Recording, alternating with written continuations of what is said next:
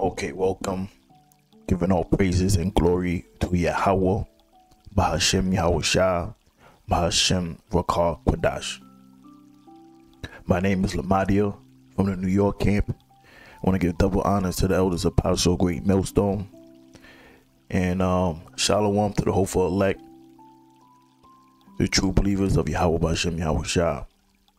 So today's topic, or the premise of this video, is going to be on, as you see on the screen, is negative self-talk. Now, what is negative self-talk? Negative self-talk is those negative thoughts that cross your mind. It could be self-doubt, or those thoughts that enter your mind that try to reassure your ego.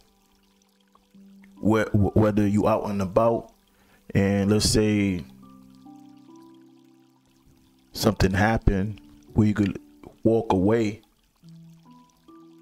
and avoid the situation before it escalates, your ego kick in, and now that negative self-talk you hear tell you, nah, I can't let this slide. This guy must think I'm soft. But this guy must think I'm a bitch or some type of shit. Nah, this all negative self-talk. And really, to make this more clear, negative self-talk is really demons. And Esau have his psychological meaning behind what is negative self-talk, but what they really are is demons. Demons jumping in your mind. Demon that, telling you you can't do something. It could be an opportunity for a higher paying job, but instead of you jumping on the opportunity, you talk your way out of it before you even try. Nah, they wouldn't hire nobody like me. They usually hire Edomites. Well, you didn't even give it a shot. You just talking the negative. You just negative about everything. But that's what negative self-talk is. And these are spirits, playing on your mind, playing on your emotions, memories that traumatized you probably when you was a child. These are all spirits, and this is how spirits operate. They plague your head. But we, as servants of Yahweh Bahashem Yahushua, you got to rebuke those thoughts. And then, most of all, these thoughts really come from not being in the scriptures, or not being in the scriptures, but not, exercising the scriptures as well. So what I want to do is let's go to negative self-talk, and let's read Esau's meaning you have up here. So now, negative self-talk, I have two different definitions up here, but both mean the same. So negative self-talk, give me 1 second, check that. All right. Negative self-talk is a pattern of critical, negative, or punishing thoughts that can be harmful to your mental health. And that's how demons putting doubt in your mind, putting negative thoughts in your mind, got you doubting yourself, doubting the ability what the Most High could do for you. That's all spirits. That's all demons. Now it says it can make you feel worse and could lead to feelings of fear, depression, or anger. And another thing is too, I mentioned earlier that negative self-talk, a lot of it leads to anger as well. You know, you get into shit, you know, you being about, you know, you being out and about, but you can't walk away because that's when that negative self-talk kick in. And now you have to reinsure to yourself that you ain't no pussy. And then now that you proved it, guess what? You beat the nigga ass. Guess what? Now you got to go to jail. And now this person have a criminal charge against you. Now you got to spend money on legal fees, take time off of work to appear to court dates, because you didn't want to walk away. But again, these are demons. These thoughts that enter into your mind be demons. And that's why brothers find themselves in situations because not rebuking these demons. So let's go to the next definition. So the next definition is negative self-talk is a pattern of harsh, automatic, and often subconscious thoughts that criticize or belittle yourself. It can manifest as an inner voice that constantly evaluates, undermines, and belittle your thoughts, actions, and worth. And and I like that right there. It says it can manifest as an inner voice that constantly evaluates, undermines, and belittles your thoughts, actions, and worth. And that voice be them demons. And it may sound like you, but guess what? That's demons using your voice to think that's coming from you, to throw you off your path. What else is here? Negative self-talk can lower your self-esteem, make it difficult to achieve your goals, increase your stress levels, make it hard to get motivated. Okay, but yeah, that's what is there. Give me 1 second. Let me get the charger for this laptop.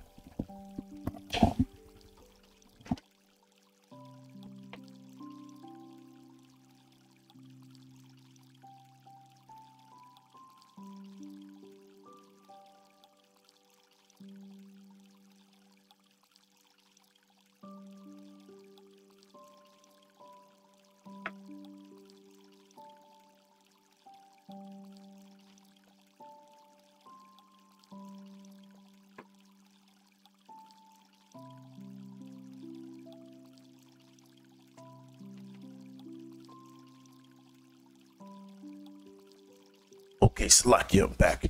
All right, so we read 2 definitions, and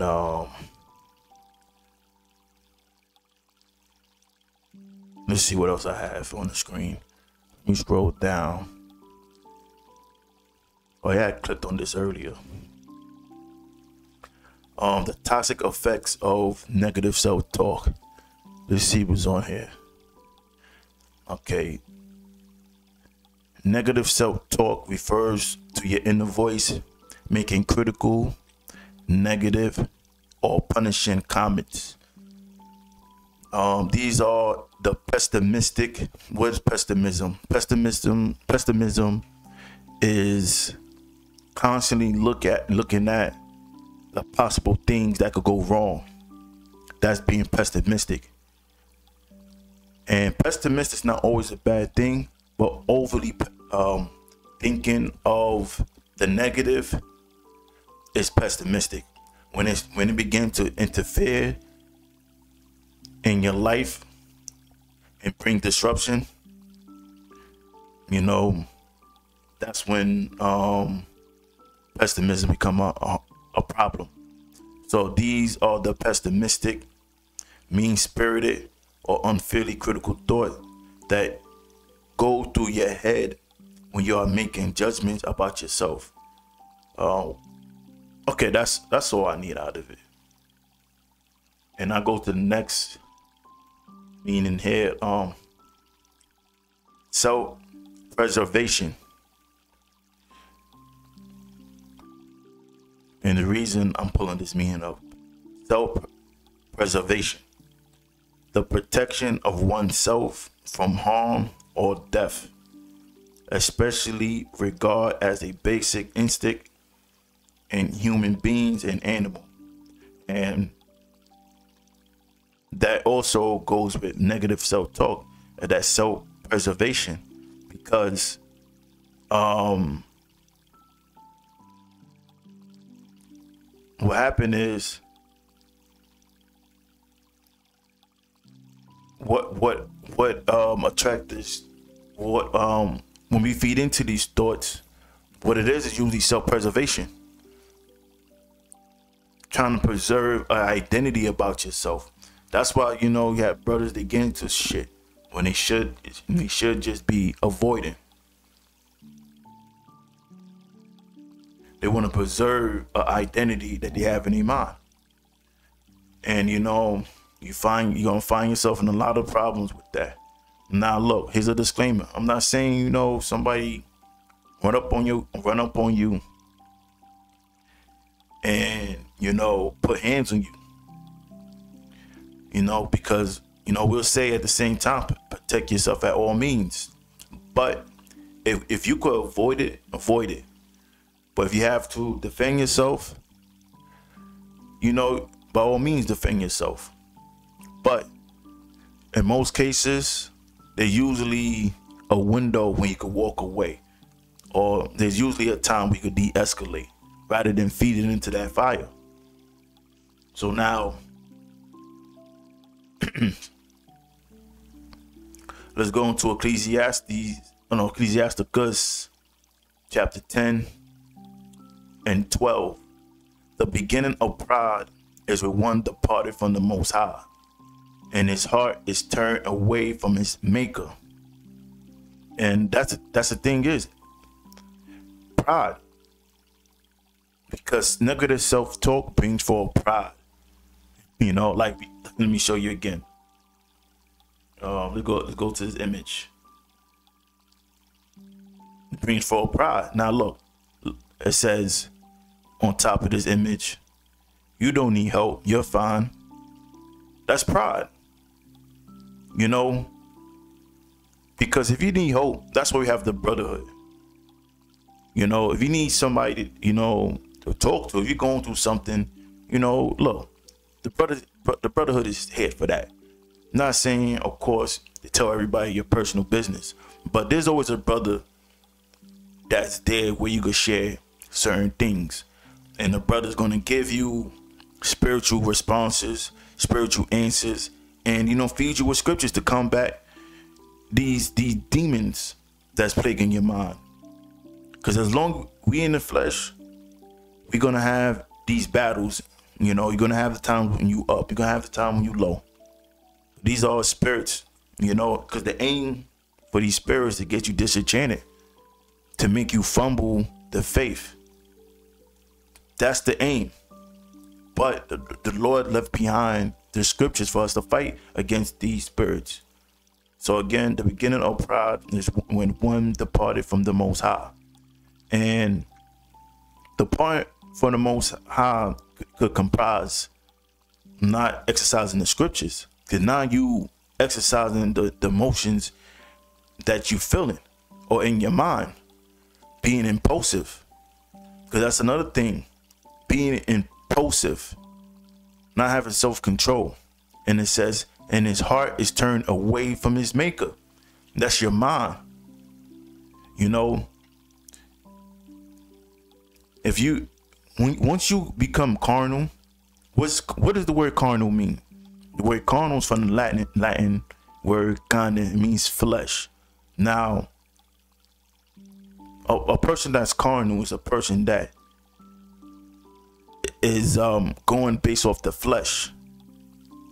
And that could be a person that's impulsive, or that could be a person that needs to see something, like Thomas. Thomas said he had to touch the Lord, put his fingers to the Lord's womb for him to believe that the Lord was raised from the dead. Now, these are all things comprised of the flesh, him touching and seeing with his eyes. These are all things comprised of the flesh. So these are things that's carnal. In verse 13, for pride is the beginning of sin, and he that have it shall pour out abomination. And therefore the Lord brought upon them strange calamities, and threw them and overthrew them utterly.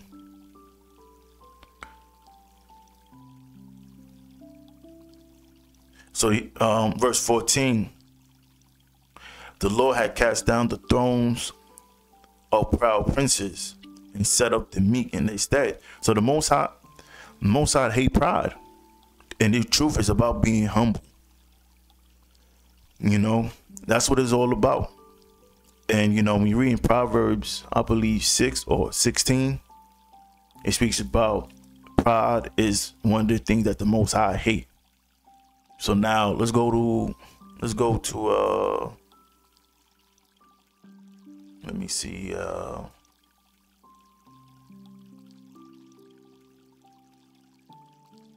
okay, I start at 1 Peter 5:5. Likewise, ye younger, submit yourselves to the elder. Now, your elder is the person, like we have the apostles, they elders, have the bishops, they elders, even your camp leaders, they elders to you as well.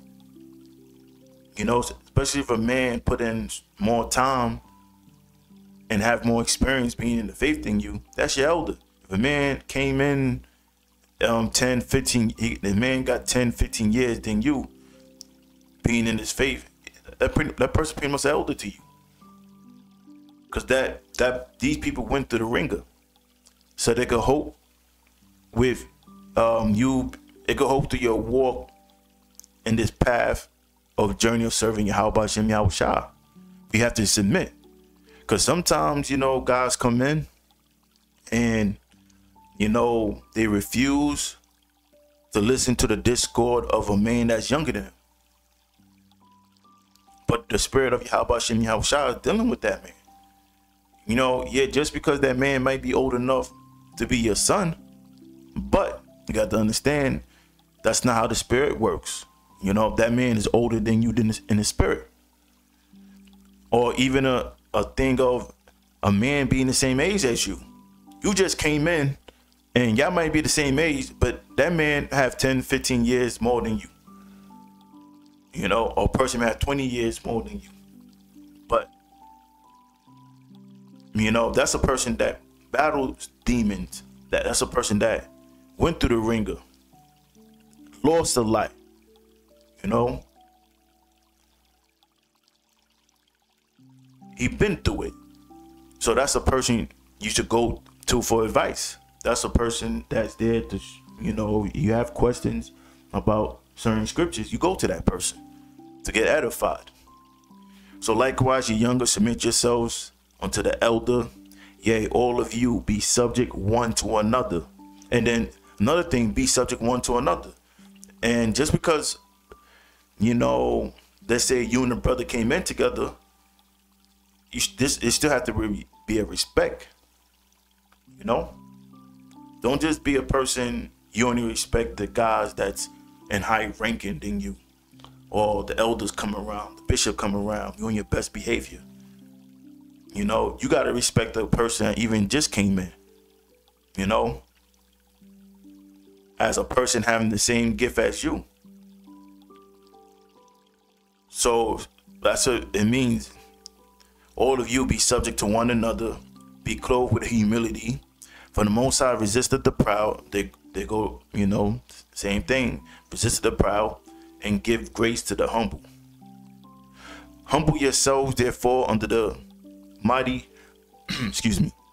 under the mighty hand of the Most High, that he may exhort you in due time, casting all your care upon him, for he careth for you. So who careth for you? The Most High. So why would you not cast your care unto the Most High? Because any negative self-thought you may have, pray about it. That's you casting your care to the Most High when you pray. Because you know what though? I was talking, me and brother was having this conversation, and something we both agreed on is sometimes the most basic answer be the thing that get overlooked. Like, because looking at trying to resolve your problem all these different ways, but the main thing is praying. Before you try to resolve these problems, did you pray? Because the same one that put these hells upon the hell upon you and these disfortunes is the Most High. He's the only one that can take you out. So why not call on Yahweh Hashem Yahushua? Especially it's a blessing to have his name. Call. You know, it's like having somebody number. That's like having a president number. You got the president number, but you don't call the president if you get locked up. When you go get a pardon for the president. You know, people look at you foolish, right? So you have the name of the Most High, use it. So now let's go to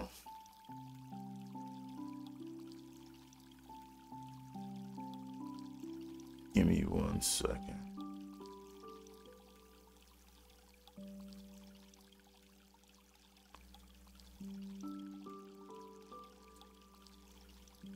Okay. Proverbs 25 and 28. He that have no rule over his own spirit is like a city that is broken down and without walls. So that's a person, in other words, a person that can rule his spirit, or a person that don't have discipline, or a person that is impulsive.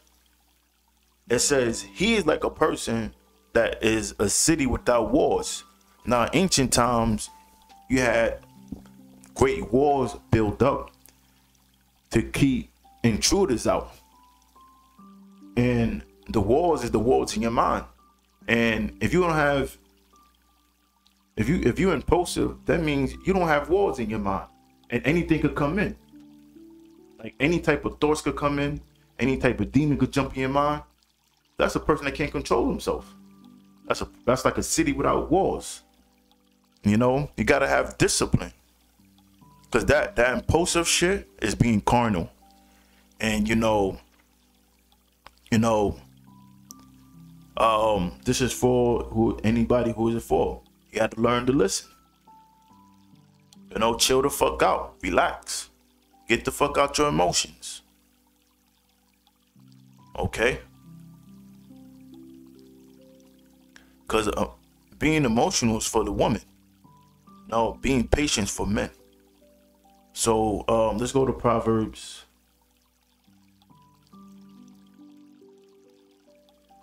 16 and 32.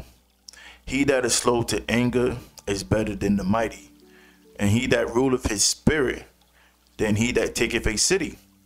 So, that goes into my point. Being slow to anger is patient. Look, the same things that piss you the fuck off, trust me, it piss off everybody else. But everybody's not being impulsive. Look, when I see a fairy, if you know what I mean. When I see a zesty dude, I get just as anybody else. But then again, this is Babylon. You get nose blind to this shit after a while. Because it ain't gonna be the first or the last seeing a fucking, fairy. Now let's go to Proverbs 18 and 14. The spirit of a man will sustain his infirmity. Now, sustain means to strengthen, and infirmities, it could be mental or physical weakness. So the spirit of a man will sustain his infirmities, but a wounded spirit who can bear, because a person that spirit is broken, what could you do with that person? You can't do nothing with him. You know, that's a person that, you know, and usually when a person's spirit just get broken, like, that's a person that got demons on them and have no faith, and they're not doing the things in the scriptures, so them demons flood in their head, and they just get depressed. Brother try to cheer them up. You can't chill that person up because that person's too into the emotions, and every sentence is started off where I feel this. The fucking sentences, every sentence ends and finishes in I feel. That's a wounded spirit.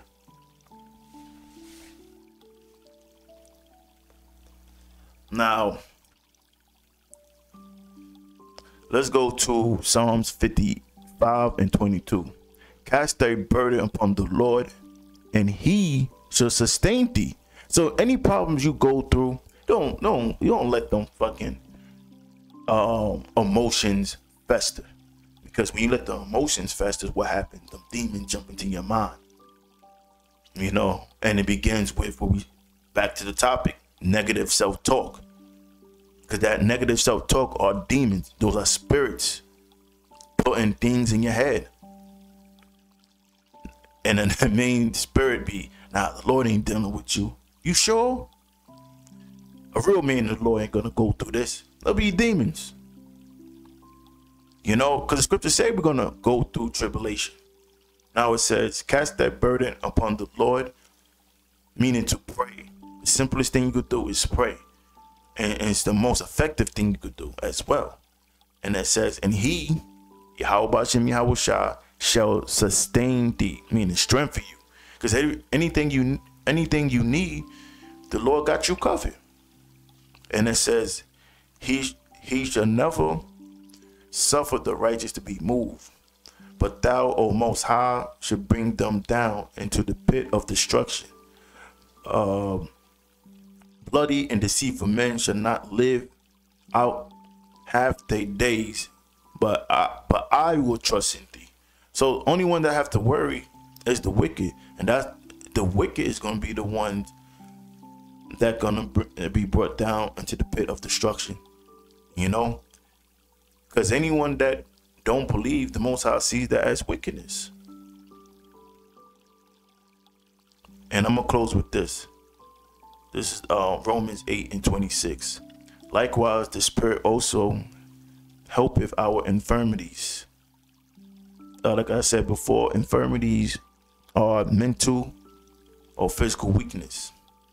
For we know not what we should pray for as we ought, but the Spirit itself maketh intercessions for us with groaning which cannot be uttered. And he that searcheth the hearts, Yahweh Shah, knoweth what is the mind of the Spirit, because he maketh intercessions for the saints according to the will of the Most High.